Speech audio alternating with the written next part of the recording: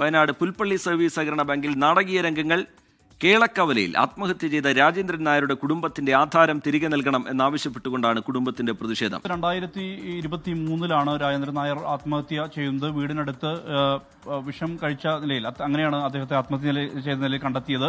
എന്തായാലും ഇതുമായി ബന്ധപ്പെട്ട് ഈ വായ്പാ തട്ടിപ്പിന്റെ ഇരയാണ് രാജേന്ദ്രൻ നായർ. ഇപ്പോൾ വലിയൊരു പ്രതിഷേധം ഈ ബാങ്കിന് മുന്നിൽ നടക്കുകയാണ്. പുൽപ്പള്ളി സർവീസ് സഹകരണ ബാങ്കിന്റെ മുമ്പിലാണ് ഞാനുള്ളത്. ഇവിടെ ഇപ്പോൾ രാജേന്ദ്രൻ നായരുടെ 95 വയസ്സ് പ്രായമുള്ള അച്ഛൻ ശ്രീധരൻ നായരെ കുടുംബം ഇവിടേക്ക് എത്തിച്ചിരിക്കുകയാണ്. ഇവിടേക്ക് എത്തിച്ചതിന്റെ താഴെ, ഇതിന്റെ താഴ്ഭാഗത്ത് ഇവിടെ ഇങ്ങനെ ബാങ്കിന് മുന്നിൽ കിടത്തിയിരിക്കുകയാണ്. അദ്ദേഹം വയോവൃദ്ധനാണ്.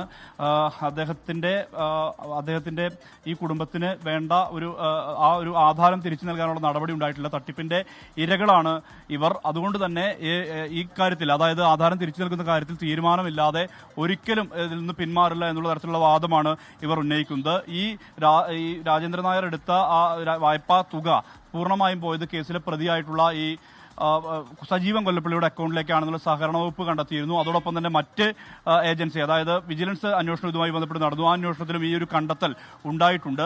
എന്തായാലും ഈ കണ്ടെത്തലിന്റെ എല്ലാം തന്നെ ഭാഗമായാണ് ഇത്തരത്തിലൊരു പ്രതിഷേധത്തിലേക്ക് ഇവർ എത്താനുള്ള ഒരു കാരണമായി ചൂണ്ടിക്കാട്ടപ്പെടുന്നത്.